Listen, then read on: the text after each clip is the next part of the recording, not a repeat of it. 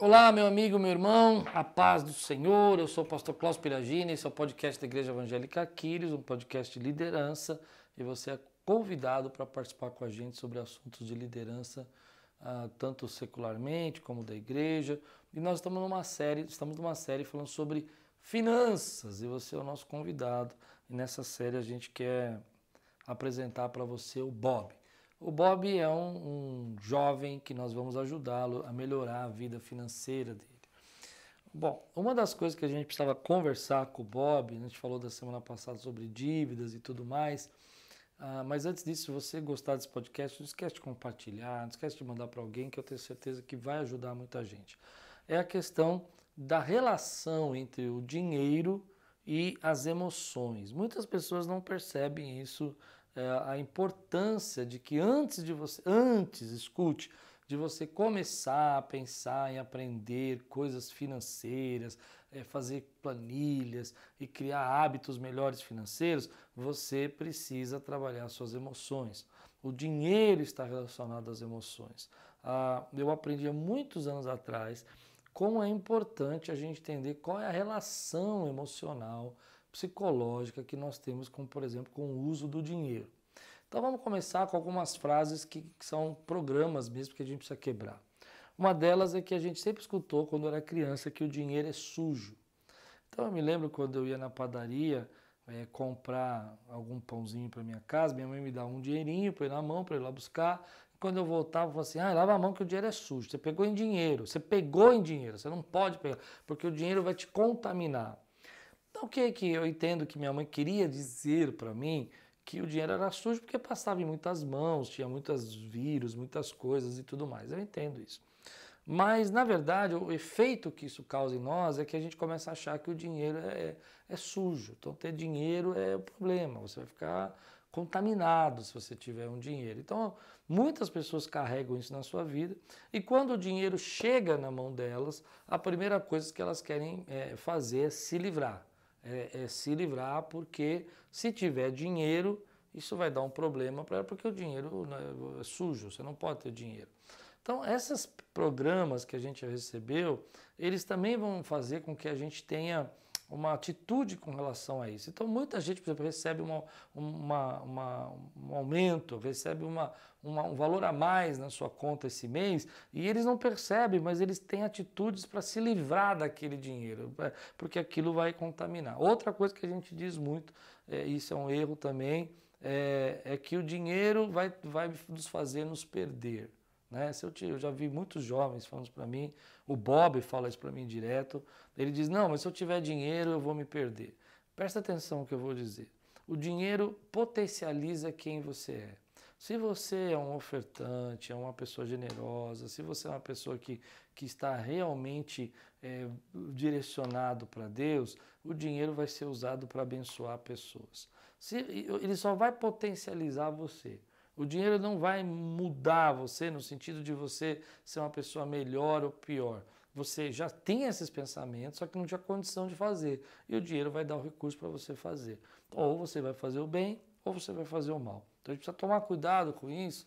Agora, é claro que algumas pessoas que quando recebem um valor financeiro muito alto, o seu orgulho aumenta. Isso é perigoso. Por que aumenta? Porque a gente começa a esquecer quem é a fonte. Quem é a fonte das nossas bênçãos? Quem é a fonte das nossas vitórias? Quem é a fonte daquele que nos levanta? A tua fonte não é o teu trabalho, a tua fonte não é a tua criatividade, a tua fonte não é a tua própria potencial, a tua fonte é Deus, é Ele quem sustenta. Quando você perdeu isso, então você vai achar que é você e esse orgulho vai impedir você. A Bíblia é clara em dizer isso. A Bíblia diz assim, que o dinheiro não é o problema é o amor ao dinheiro. O amor ao dinheiro é a raiz de todos os males. Isso é uma coisa interessante, porque muitas vezes nós começamos a amar as coisas e elas começam a nos possuir. Então é a mesma coisa que você tem um carro que vai te servir ou um carro que vai possuir você. Você é dependente dele, ele é a coisa mais importante da tua vida. A mesma coisa pode ser o dinheiro, a mesma coisa pode ser sua casa, a mesma coisa pode ser... Então você não vai ter casa, então você não vai ter um carro. Então, exatamente essa questão. A questão é quando eu entendo que o dinheiro, na verdade, ele tem um potencial de se tornar um ídolo. E é por isso que Jesus chamou, e aliás a única referência que a gente tem sobre isso é a maneira como Jesus tratou essa questão de o dinheiro estar relacionado a mamon, que seria uma potestade. Isso é para a gente entender que o dinheiro ele tem esse potencial emocional na nossa vida. Então pessoas fazem loucuras, pessoas se destroem para conseguir dinheiro. Então, mas vamos pensar nisso. O que é realmente o dinheiro? O dinheiro é apenas uma ferramenta. Se você for pensar, uma ferramenta, um martelo, por exemplo, ele serve para você pregar pregos na parede. Não adianta você querer fazer um corte de uma comida, fazer um almoço com martelo. Não vai dar certo. Você tem que ter ferramentas certas. E o dinheiro é uma ferramenta certa para algumas coisas. Então você precisa ter essas ferramentas para você conquistar aquilo que você tem colocado no seu coração e até mesmo abençoar pessoas que Deus tem colocado no seu coração. Perceba o que eu vou dizer. O dinheiro, então, quando você encara ele como uma ferramenta, ele não é mal nem bom. O martelo, eu posso pregar um prego na parede, construir uma grande casa, ou posso dar uma martelada na cabeça de alguém e ferir essa pessoa. Quem vai potencializar essa ferramenta sou eu. Sou eu que vou mostrar qual é a ação que eu vou ter com ela. Dou um martelo para você, você é um psicopata, você vai querer matar alguém. Eu dou um martelo para você, você é um construtor, você vai construir uma casa com esse martelo. Então a gente precisa entender isso. A outra referência com relação à emoção do dinheiro é a questão da maneira como a gente coloca tetos sobre relação a isso, né? Então, é muito comum a pessoa falar assim, não, se eu ganhasse um pouquinho a mais, é muita coisa, eu não mereço muita coisa. Existe até uma pesquisa agora feita com os funcionários de empresas que quando eles são promovidos financeiramente e eles acham que não mereciam essa promoção porque não estão fazendo um trabalho diferente, emocionalmente eles começam a sabotar o seu cargo até ser mandado embora. Olha que coisa interessante, porque a gente acha que não é merecedor. Então tem muita gente que acha que não merece ganhar mais, acha que não merece ser promovido, acha que não merece crescer financeiramente, que aquela mentalidade, talvez a palavra não seja bem essa, mas aquela mentalidade de bairro, de gueto, sabe? Aqui todo mundo vive assim, então o camarada não consegue entender que o teto de um é o piso do outro. Eu gosto muito dessa expressão. O meu teto é o piso de alguém. Alguém já está lá em cima do meu teto. E o piso dessa pessoa, que é o meu teto, é o piso de outra pessoa. Você tem sempre pessoas fazendo mais. Então temos que tomar cuidado para a gente também separar essa questão emocional entre ganância, que é diferente, de ambição. Outro dia me perguntaram isso. Vamos tentar entender essa diferença.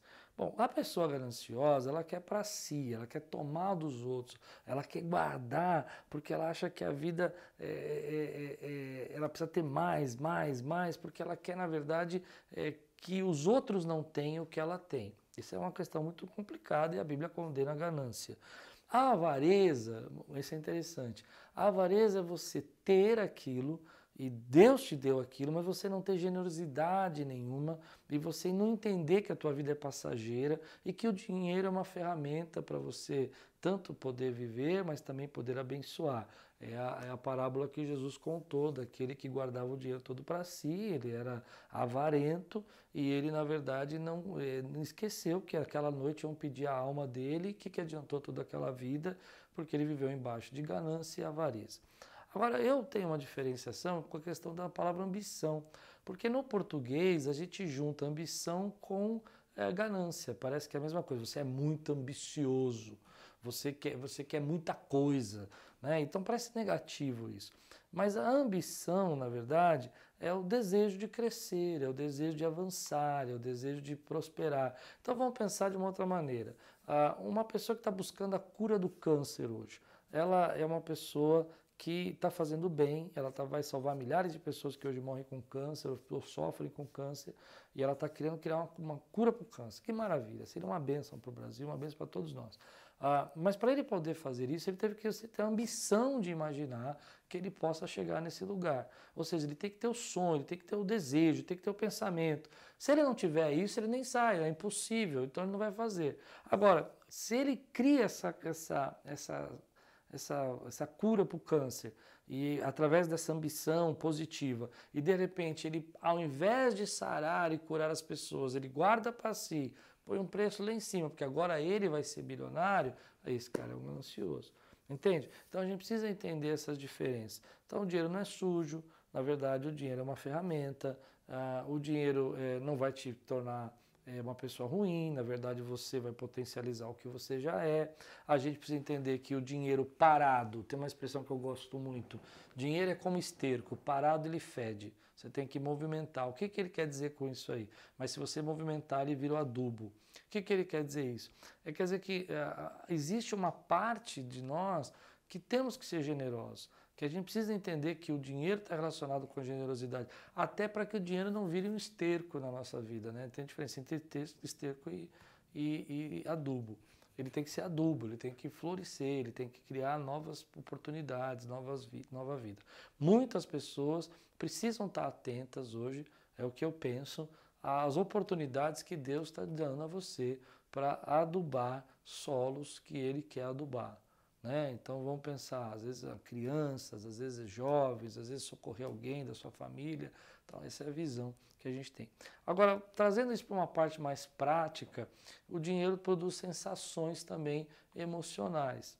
Então, hoje a descoberta das entregas online, das vendas online, é criar uma sensação de necessidade, porque isso libera dopamina, que é o neurotransmissor do prazer. Você se sente forte, você comprou um negócio novo, chegou, abriu a caixa, aquilo vai estimulando você a desenvolver alegria, felicidade por meio da dopamina. A gente tem que começar a perceber que existe um marketing inteiro criado para promover essa dopamina. Se você comprar isso aqui, você vai ser igual o cara que você estava seguindo.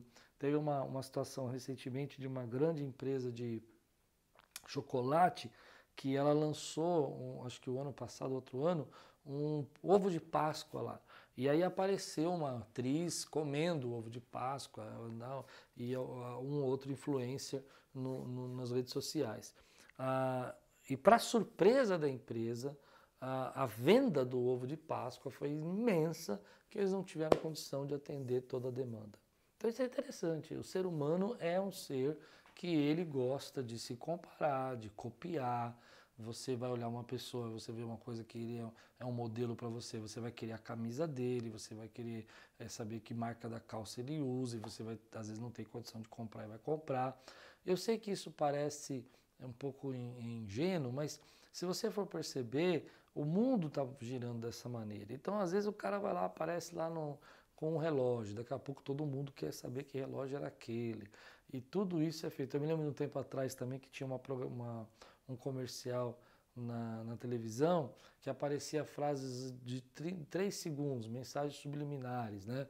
Aparecia lá o nome de uma marca, pá, já passou, pá, e ninguém entendia aquilo. Aquelas mensagens de 3 segundos estavam entrando na nossa mente que até hoje você não esquece a marca. Eu só falei da marca aqui, você já lembrou o nome.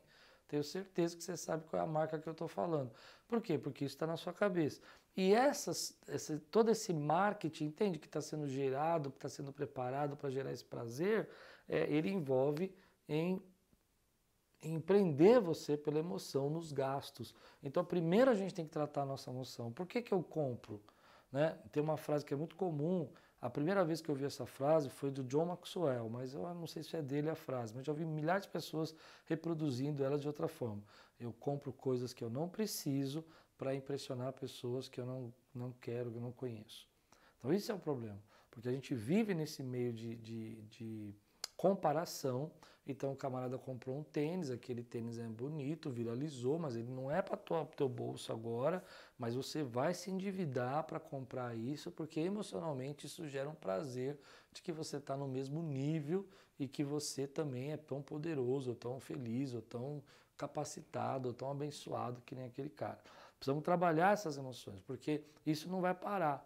Isso o tempo todo vai acontecer.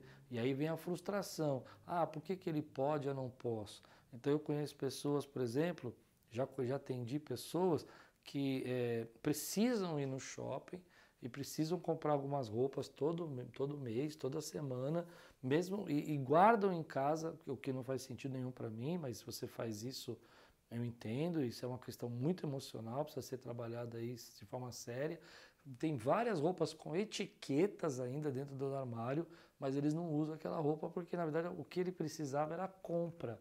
Ele não precisava da roupa, ele precisava da sensação de poder comprar. Então, isso é uma coisa interessante para a gente analisar, né? Por que que eu preciso disso? Por que que eu tenho esse gasto? Por que que eu não consigo controlar minhas despesas? Por que que eu gasto muito por emoção? Porque o dinheiro está relacionado com essa visão emocional. Então, por mais que pareça uma coisa muito óbvia, eu diria para todo mundo que quer começar uma vida nova financeira, é trabalhar primeiro, antes até, sabe, de pensar em números. Tem gente que quer aprender a fazer investimento, eu entendo tudo isso, tem que aprender mesmo, mas tem o seu lugar. Antes você teria que aprender quais são as emoções que o dinheiro promove em você, quais são as sensações que o dinheiro promove em você.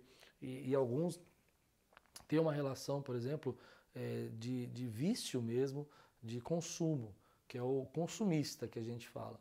O camarada consumista, ele é tão viciado às vezes ao consumo, e nós estamos numa sociedade extremamente consumista, não duvido, não me admiraria se eu fosse uma pessoa viciada já, porque todo mundo está nessa cultura, né? A gente está envolvido nela e a gente percebe que hoje as pessoas têm o mesmo prazer que é no jogo ou que é num vício qualquer, ou até mesmo nas redes sociais, porque isso está gerando problema. Então, tem pessoas, por exemplo, que precisam ter relacionamento com dinheiro mais de proteção, que é outra forma de você enxergar o dinheiro como se sua vida dependesse disso, se você perde um pouquinho de dinheiro porque investiu, aquilo desmorona a vida dela, ela abandona.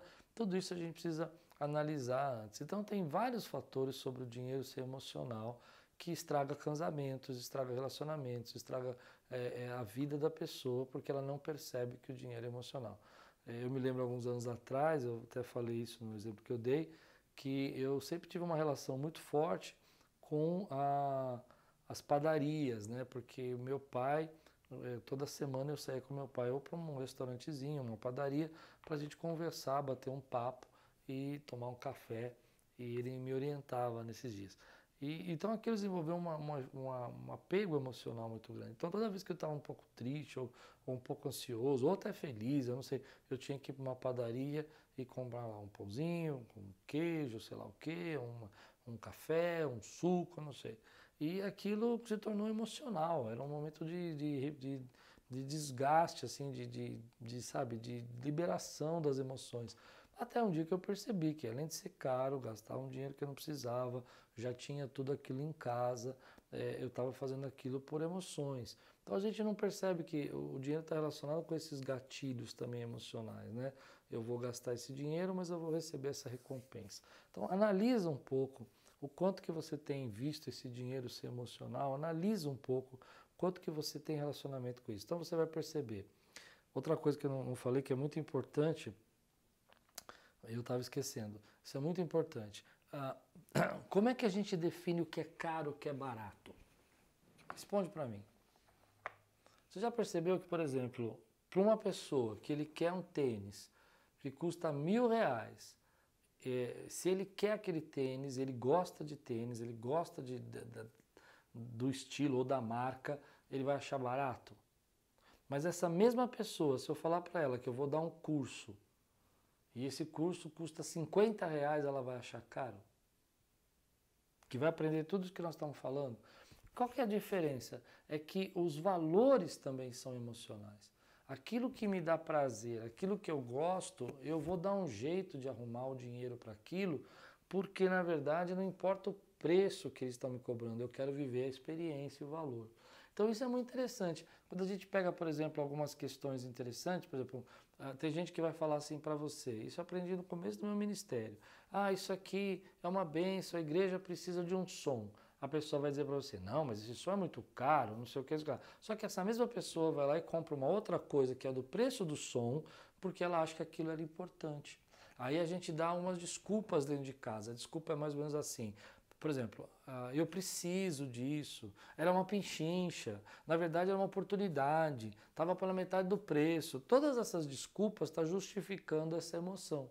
Então, quando a gente começa a olhar assim, o que é caro e o que é barato? Depende do meu ponto de vista, depende do que eu quero, depende do que eu gosto, depende do que eu quero realizar. Então, para algumas pessoas, por exemplo, não, eu não vou comer naquele lugar porque eu não me importo para comer fora, eu não ligo. Outras vão dizer, não, esse lugar é muito barato porque é um restaurante, uma experiência incrível, porque ele gosta de comer fora.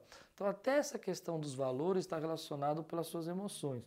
Eu estou tentando dar um exemplo mais prático, mas eu acho que o exemplo mais prático disso é quando você quer fazer alguma coisa, que você sabe que financeiramente ela é cara, mas na sua mente ela se torna barata porque você quer, e a outra pessoa fala, meu Deus, mas ele não comprou o pneu do carro que custava R$ 1.000, porque ele não liga para o carro, ele não liga para o pneu, ele não liga para isso, mas comprou um tênis que custava R$ 1.000 e achou barato. Entendeu a comparação? Então, o valor também é emocional. E isso é importante. E aí tem uma outra questão, que é a diferença entre valor e preço, que essa também tem a ver com as emoções. Por que uma pessoa compra uma bolsa que custa, sei lá, R$ 6.000 e você teria uma mesma bolsa, só que ela valia R$ 300? Por quê? Porque ela tem uma brand, uma marca. E essa marca traz status, valores e tudo mais. As pessoas dizem que a gente não compra iPhone, a gente compra o status do iPhone. Eu não sei. Mas é interessante, o que o iPhone te vende é um status. Eu tenho um iPhone, né? É diferente. Eu não sei. É o que eu vejo aí as pessoas fazerem. Comenta aí o que você acha disso. Eu acho interessante. A gente começa a perceber que quando a gente entende preço e valor, isso eu aprendi nos Estados Unidos, que o americano ele faz uma distinção muito grande entre preço e valor. Então, se ele pega uma camisa que ele sabe que aquela camisa não valeria mais do que US$ 50, não adianta você colocar US$ 1.000, ele não vai pagar. Ele não vai pagar.